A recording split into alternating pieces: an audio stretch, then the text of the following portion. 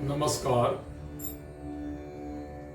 सुमंगल नामक इस YouTube channel में आप सभी का स्वागत करता हूं। मैं मंदार खड़दकर गुरुजी। मूर्ति पूजा के बारे में पूजा मीमांसा क्या है, पूजा के बारे में जानकारी क्या है, ये हम जान रहे हैं, इसके बारे में चर्चा कर रहे हैं। हमारी यहाँ जो मूर्ति पूजा है वो वैदिक प्राचीनतम काल से चली आ रही है और इसके लिए आध्यात्मिक प्रमाण है, शास्त्र प्रमाण है। जो कोई हमारे यहाँ मीरा, सूरदास, तुलसीदास, नामदेव, तुकाराम, नरसिंह मेहता आदि समस्त संतों महात्माओं को भगवत प्राप्ति हुई है, वही भगवत प्राप्ति मूर्ति पूजन से ही उन्हें भगवत प्राप्ति हुई है। शंकराचार्य, धर्माचार्य, स्वामी करपात्री जी आदि महामानवों ने भी मूर्ति पूजा को ही प्राधान्य देकर आत्मलाभ का लाभ लिया है, आत्मलाभ प्राप्त किया है। तो इसके बारे में हमें अवश्य जानकारी होनी चाहिए। पूजा बहुत ही महत्वपूर्ण हमारे जीवन में होती है और हर घर में हम पूजा करते हैं। तो कैसे पूजा करें, पूजा के लिए आसन कैसा चाहिए, पूजा के लिए पात्र कैसे चाहिए, इसके बारे में आज इस वीडियो में हम चर्चा करेंगे। बहुत काल से हमारे पौरोहित्य के जीवन में बहुत लोग हमें प्रश्न पूछते रहते हैं, हमेशा पूछते रहते हैं, हमारा पूजा में आसन कैसा होना चाहिए, पात्र कैसा होना चाहिए, कौन सी भगवान की मूर्ति कहाँ रखनी चाहिए, कौन कौन से भगवान की मूर्तियां हमारे मंदिर में होनी चाहिए, ऐसे पूछते रहते हैं। बहुत सारे प्रश्न होते हैं, लेकिन सभी प्रश्नों के उत्तर हम उनको दे देते हैं, लेकिन सभी को उसके बारे में जानकारी होने के लिए इस वीडियो के द्वारा ये मैं जानकारी सभी को देने का ये प्रयास कर रहा हूं। तो पूजा के बारे में पहले होता है आसन। कोई भी पूजा हम करते हैं तो आसन के बिना हम पूजा नहीं करते। कोई भी हमारा जो कर्म होता है ना, वो आसन के बिना संपन्न ही नहीं होता। कोई भी कार्य हो, अगर हमें भोजन करना हो, पूजा करना हो, तो आसन चाहिए। आसन के बिना खाली जमीन के ऊपर बैठना शास्त्र में मना किया है। तो आसन कैसा चाहिए, इसके लिए हमारे यहाँ एक शास्त्रों में श्लोक आता है। वो मैं श्लोक अभी पहले संस्कृत में है, वो बोलता हूं, बाद में उसी का अर्थ आपको बताता हूं। वंशासने दरिद्र स्यात् पाषाणे पाप संभवः धरण्यां दुःख संभूति दौर्भाग्यं दारुजासने तृणासने पशोर हानि पल्लवे चित्त विभ्रमः कृष्णाजिने ज्ञान सिद्धिर मोक्ष सिद्धिस्तु द्वाघुजे धनदम शांतिदम मोक्षः सर्वार्थाश्चैव कंबले। यानी पूजा पाठ करते समय आसन जो हम बिछाकर बैठते हैं और पूजा के समय आसन बिछाकर बैठना चाहिए, तो कौन सा आसन हमें लेना चाहिए पूजा के लिए? तो पहले होता है बांस का आसन। तो बांस का आसन जो होता है उसके बारे में इस श्लोक में बताया है, वंशासने दरिद्र स्यात्। यानी बांस के आसन के ऊपर हम यदि बैठेंगे और पूजा करेंगे तो हमें दरिद्रता प्राप्त हो सकती है, वो आसन उचित नहीं है।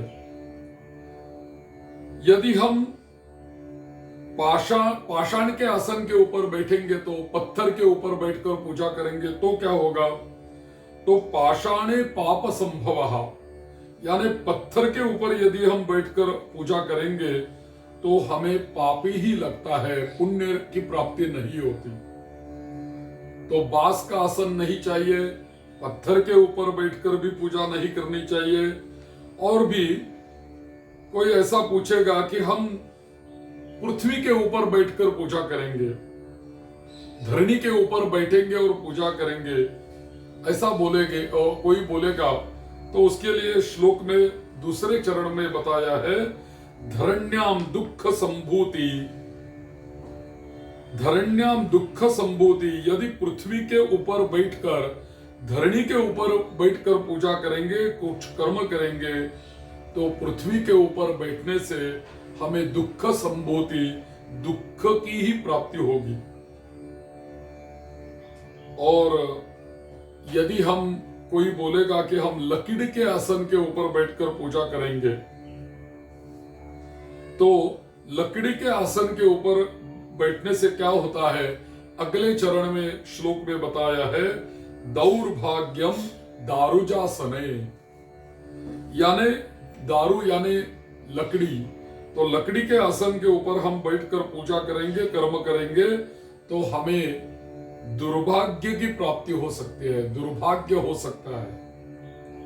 तो लकड़ी पर बैठकर या तो पत्थर के ऊपर बैठकर आसन बिछाने से, लेकिन लकड़ी के ऊपर यदि बैठना चाहते हैं तो लकड़ी के ऊपर बैठने से पहले उसके ऊपर कोई आसन बिछाओ, पत्थर के ऊपर बैठने से पहले पत्थर के ऊपर कोई आसन बिछाओ, धरणी के ऊपर बैठने से पहले धरणी के ऊपर कोई आसन बिछाओ और उसके ऊपर बैठ जाओ, तो उससे कोई दोष नहीं होता, हमें लाभ ही मिलता है। आगे बताया है, तृणासने पशोर हानि ही।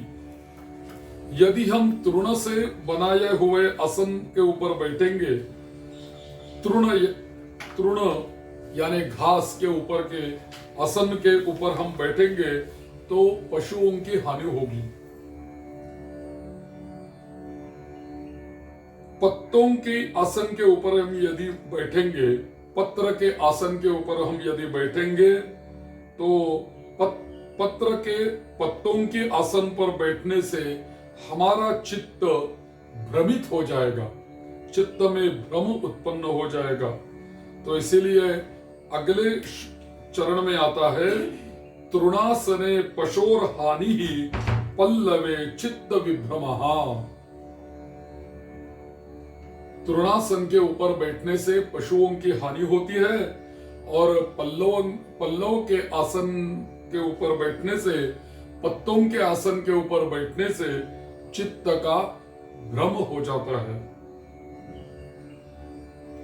किंतु धर्मशास्त्र में ऐसा आता है कि मृग चरमासन पर गृहस्थ को बैठना निषेध लिखा है। धन धर्म शांति के लिए उर्णासन, कंबलासन श्रेष्ठ होता है। आगे वाले दो चरणों में आता है, कृष्णा जिने ज्ञान सिद्धि मोक्ष सिद्धिस्तुद्वा भुजे धनदम शांतिदम मोक्षः सर्वार्थाश्चैव कंबले। यानी कि यदि हम काले मृग के चर्म के आसन के ऊपर बैठेंगे तो हमें ज्ञान की प्राप्ति हो सकती है। हमारे यहाँ जो उपनयन संस्कार होता है, उस उपनयन संस्कार में वो जो बटु होता है उसको हम कृष्णाजिन यानी मुर्गाजिन दे देते हैं। किस लिए? क्योंकि उसको ज्ञान की प्राप्ति करनी है। तो मुर्गाजिन के ऊपर बैठने से ज्ञान की प्राप्ति होती है और मोक्ष की भी प्राप्ति होती है, मोक्ष भी सिद्ध हो जाता है। लेकिन ब्रह्मचारी को मृगाजिन ठीक है, लेकिन कुछ ऋषियों का ऐसा भी कहना है कि गृहस्थ जो होते हैं मानव, उनको मृगाजिन के ऊपर बैठना निषेध किया गया है। ब्रह्मचारी जो ज्ञान पिपासु है वो मृगाजिन के ऊपर बैठ सकता है, साधना कर सकता है, लेकिन जो गृहस्थ धर्मी है वो तो मृगाजिन के ऊपर नहीं बैठ सकता। लेकिन सभी के लिए श्रेष्ठ आसन कौन सा है, ये तो प्रश्न आगे आएगा तो उसके लिए वो यहाँ उत्तर दिया है, धनदम शांतिदम मोक्षः सर्वार्थाश्चैव कंबले। धन की प्राप्ति के लिए, धर्म की प्राप्ति के लिए और हमेशा शांति के प्राप्ति के लिए पूर्णासन जो होता है, पूर्णा का जो आसन होता है या तो कंबलासन होता है, वही श्रेष्ठ हमारे यहाँ शास्त्रों में बताया गया है। तो कोई भी हम जाप कर रहे हैं, कोई भी पुरस्चरण कर रहे हैं, कोई पूजा पाठ कर रहे हैं, तो कंबलासन अवश्य हमारे पास होना चाहिए। यदि हम पत्थर के ऊपर बैठेंगे तो पहले कंबलासन बिछाओ, उसके ऊपर बैठ जाओ।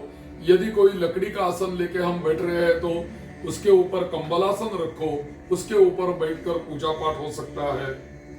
और भी कंबलासन ही हमारे लिए श्रेष्ठ है। तो सभी साधना करने के लिए, सभी जाप और पूजा करने के लिए कंबलासन श्रेष्ठ है। लेकिन हमारा जो आसन होता है ना, कंबलासन जो होता है ना, वो जला हुआ नहीं चाहिए, फटा हुआ नहीं चाहिए। कुछ कुछ लोग ऐसे होते हैं, कोई अगरबत्ती का अंगार कभी कभी आसन के ऊपर गिर जाता है तो थोड़ा आसन जल जाता है। कभी कभी हमेशा इस्तेमाल करने से, हर रोज उसके ऊपर बैठने से कुछ सालों में आसन फट जाता है। और ऐसे फटे हुए आसन के ऊपर या जले हुए आसन के ऊपर हम कभी भी पूजा और पाठ और जाप नहीं कर सकते, क्योंकि उसका निषेध किया है। बिल्कुल उसके ऊपर पूजा नहीं करें। कुछ कुछ लोग ऐसे बोलते हैं, ये तो आसन हमारा नहीं है, हमारे पुरखों का आसन है, बहुत साल हम इसको इस्तेमाल करते आ रहे हैं। तो ऐसा कभी नहीं होता। एक का आसन जो होता है तो उसी का होता है, दूसरा वो आसन इस्तेमाल नहीं कर सकता। हर एक का आसन साधना के लिए अलग अलग सा होना चाहिए।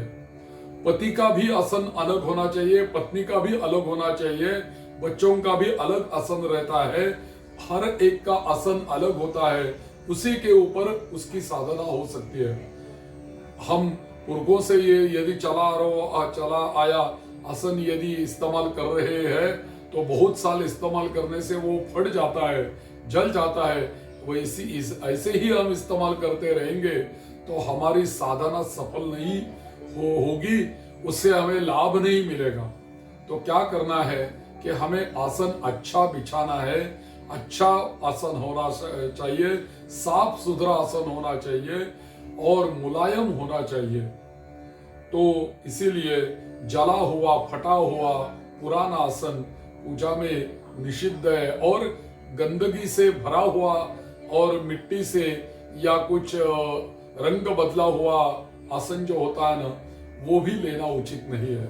आसन हमेशा, जितना आसन अच्छा होगा उतनी हमारी साधना भी अच्छी हो सकती है। तो इसीलिए आसन हर पूजा में, हर जाप में हमें अच्छा ही होना चाहिए कि जो आसन हमें धन की प्राप्ति करवाए, शांति की प्राप्ति करवाए और मोक्ष की भी प्राप्ति करवा सके, ऐसा आसन पूजा में उचित है। तो ये है आसन के बारे में विचार। कुछ कुछ लोग ऐसे होते हैं कि आसन ऐसा नीचे रखते हैं और बैठने से पहले अपने पांव से ऐसा आसन यहाँ वहां ऐसा हिलाते हैं। देखो, ऐसा है कि जिस आसन के ऊपर हम बैठकर साधना करते हैं ना, वो आसन अत्यंतिक पवित्र होता है। उस आसन को कभी पैर नहीं लगाना चाहिए और पैर से कभी भी उसको हिलाना नहीं चाहिए। यहाँ वहां हाथ से हिलाना बेहतर है। लेकिन कुछ लोगों को ऐसी आदत ही रहती है, पहले वो जमीन के ऊपर आसन डालेंगे और अपने पैर से हिलाने लगेंगे, यहाँ वहां सरकाएंगे, बाद में उसके ऊपर बैठेंगे। ऐसा करने की आदत रहती है, लेकिन वो गलत है। ऐसा पांव लगाना आसन को उचित नहीं होता। देव पूजा करने के समय या तो भोजन के समय जो हमें आसन मिलता है, वो आसन पैर से खींचने का जो आदत रहती है, वो आदत अच्छी नहीं है। आसन खींच करके बैठने की जो आदत रहती है वो भी उचित नहीं है। तो वर्जयेत आसनं चैव पदानाकर्षयेत बुधाः, ऐसा बताया है। वर्जयेत आसनं चैव पदानाकर्षयेत बुधाः, कभी भी ये वर्ज करो। क्या वर्ज करो? अपना पाव जो होता है, पाव से आसन को खींचना, ये वर्ज करो। न पदासनम आकर्षयेत, आसन को अपने ओर खींच के उसके ऊपर बैठना, पाव से खींचना और उसके ऊपर बैठना, या कुछ यहां से वहां ढकेल देना फिर उसके ऊपर बैठना, ये नहीं करना चाहिए। नाकर्षेच पदासनम, पाव से ये नहीं करना चाहिए। यदि यहां वहां लेना हो आसन तो हाथ से कर सकते हैं, नीचे झुक के कर सकते हैं, या तो नीचे बैठ के कर सकते हैं, क्योंकि आसन का सम्मान होना जरूरी है। क्योंकि वही आसन हमें धन देने वाला है, वही आसन हमें शांति देने वाला है, वही आसन की ऊपर की हुई साधना हमें मोक्ष प्रदान करने वाली है। तो आसन को हमेशा सम्मान ही देना चाहिए। तो पाव लगाना उसको उचित नहीं होता। तो कभी भी अपने आसन को पाव मत लगाओ। पूजा काल में आसन जो होता